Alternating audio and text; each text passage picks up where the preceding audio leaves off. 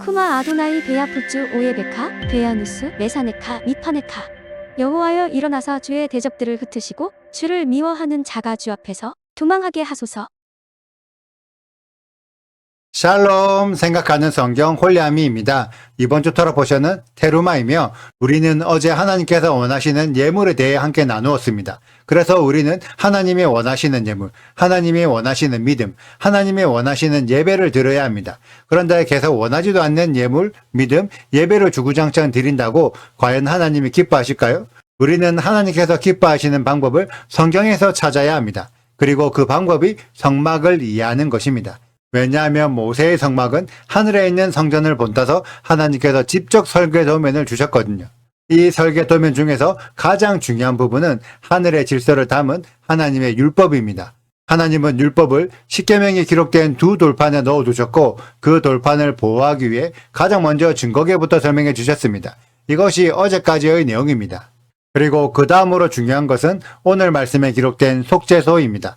속죄소라는 단어가 조금 생소하게 느껴질 수도 있는데 쉽게 말하자면 증거계의 뚜껑입니다. 그런데 신기한 것은 속죄소의 히브리어는 카포레, 뚜껑, 덮개입니다.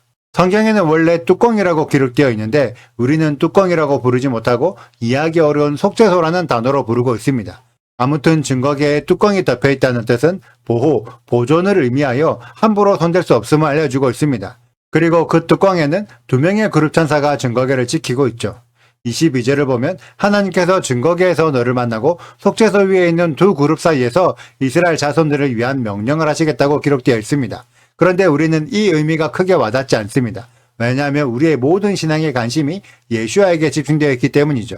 성경에는 증거계 위에서 너를 만나겠다. 내가 이미 너와 만날 곳을 정해놓았는데 그곳이 증거계이다. 라고 분명히 기록되어 있는데도 우리들은 하나님을 만나러 어디로 가고 있나요? 수많은 신앙인들이 마치 교회로 가지 않으면 하나님을 만날 수 없는 것처럼 이해하거나 예수님을 믿지 않으면 하나님을 알 수 없는 것처럼 생각하고 있습니다. 그러면 제가 반대로 질문해 보겠습니다. 예수님을 믿고 교회에 열심히 출석하고 있는 여러분들은 진짜 하나님을 만나셨습니까? 성경에 기록되어 있는 여호와를 만나서 그분의 음성을 듣고 계신가요? 하나님의 말씀은 모세와 이스라엘을 증거계 앞으로 다가오라고 불러 모으고 있습니다. 그러면 과연 증거계가 어떤 곳일까요? 성경에 기록된 내용 중에서 그룹 천사들이 지키고 있고 두루 도는 불칼 때문에 함부로 다가갈 수 없는 곳이 있는데 바로 에덴 동산입니다. 하나님은 하나님의 백성들을 에덴 동산으로 다시 불러 모으는 것이 구속사의 목적이고 그 목적에 대한 증거로 증거계를 제시하고 있습니다. 에덴 동산에서 가장 중요한 것은 선악과와 생명나무를 먹지 못하도록 하는 하나님의 명령이었고 증거계 안에 있는 두 돌판이 선악과와 생명나무를 상징하여 하나님의 명령, 율법을 지키는 것이 가장 중요하다는 것을 알려주고 있습니다. 그래서 유대인들이 가지고 있는 신앙의 궁극적인 목적은 죽어서 천국 가는 것이 아니라 에덴 동산으로 회복하는 것입니다. 에덴 동산에서 다시 하나님과 함께 사는 것이 유대인들의 꿈이고 성경이 말하고 있는 진짜 비전입니다. 이것이 요한계시록 21장에 기록된 새하늘 새 땅 새 예루살렘에 내려와서 하나님의 장막이 하나님의 백성들과 함께 있어서 하나님과 영원히 함께 산다고 표현되어 있죠. 이 내용을 증거하는 것이 바로 증거계입니다. 이제 증거계 또는 언약계가 얼마나 중요한지 아시겠죠? 그 다음에 기록된 내용은 진설병을 올려놓는 떡상입니다. 대부분의 신앙인들은 진설병을 생명 대신 예수아라고 생각합니다. 물론 예수아를 의미하기도 하지만 우리가 집중해야 할 부분은 진설병인데 이스라엘 백성들은 광야 40년 동안 하늘의 만나를 먹고 살았습니다. 만약 하나님께서 만나를 주시지 않으셨다면 이스라엘 백성들은 광야에서 모두 굶어 죽었을 것입니다. 그런데 끊어지지 않고 계속 만나를 주셨기 때문에 그들이 생존할 수 있었죠. 즉 만나로 만든 떡은 이스라엘의 생명을 유지시켜주는 말 그대로 생명의 떡입니다. 이것을 상징하는 것이 진설병과 떡상인데 떡상에 진설병을 올리고 그 진설병을 일주일마다 교체해야 합니다. 이러한 방식은 22절에서 말씀하신 속죄소에서 주시는 하나님의 말씀을 듣고 지킴으로 생명을 얻을 수 있음을 의미합니다. 이때 중요한 것은 믿음이 아니라 듣고 지키는 것입니다. 하늘에서 만나가 내려오는데 만나를 믿어야지라고 생각만 한다고 해서 생명이 유지되는 것이 아닙니다. 만나를 먹으라고 주셨으니 먹어야 생명을 유지할 수 있죠. 동일하게 예수아를 믿어야지라고 생각만 한다고 해서 생명을 얻을 수 있는 것이 아닙니다. 예수아의 가르침을 삶으로 살아야 생명을 얻을 수 있는 거죠. 예슈아는 3년 반의 공생애 동안 계속 이스라엘을 돌아다녔기 때문에 수많은 이스라엘 사람들이 예슈아를 만났을 것입니다. 그 중에서 예슈아를 믿는 사람들도 많았지만 그들이 다 구원을 받았을까요?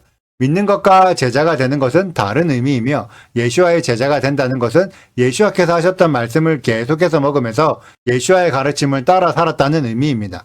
예수아의 가르침을 삶에서 실천했기 때문에 구원에 이를 수 있는 거죠. 이처럼 생명의 떡이라는 것도 꾸준히 먹어야지만 의미가 있습니다. 레위기 24장을 보면 떡상의 진설병을 한 번 올리고 계속 방치하는 것이 아니라 일주일을 주기로 계속 새로운 12개의 떡을 올리라고 명령하셨습니다. 이것은 이스라엘 12지파 모두가 하나님의 말씀을 계속해서 먹고 지켜야 한다는 의미이며 일주일의 주기로 찾아오는 안식일, 샤밧을 지키라는 명령이기도 합니다. 그래서 유대인들은 매주 안식일 샤바마다 새로운 주제의 토라 포션으로 꾸준히 말씀을 먹는 작업을 합니다. 이것이 생명을 유지시켜주는 생명의 떡이죠.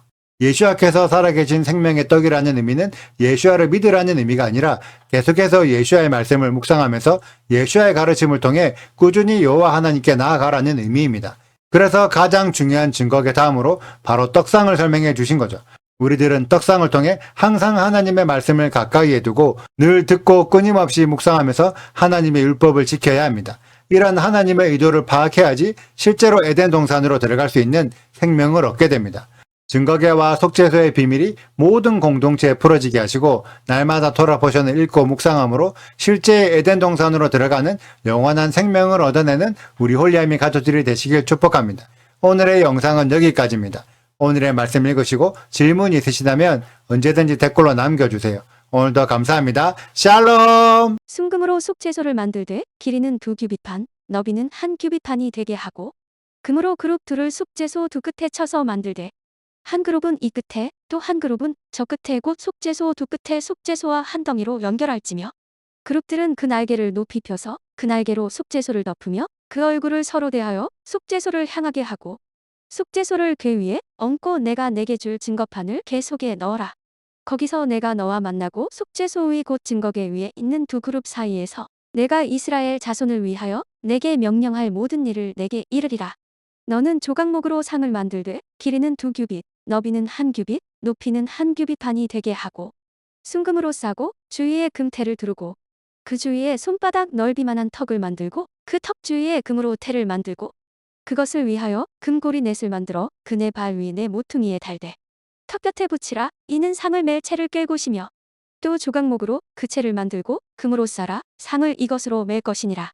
너는 대접과 숟가락과 병과 붓는 잔을 만들되 순금으로 만들며 상 위에 진설병을 두어 항상 내 앞에 있게 할지니라. 구독과 좋아요를 눌러주세요. 그리고 알림 설정도 해주시고요. 사랑과 관심 부탁드려요. 슈바 아도나이 리베보트 할레페 이스라엘 여호와여 이스라엘 천만인에게로 돌아오소서.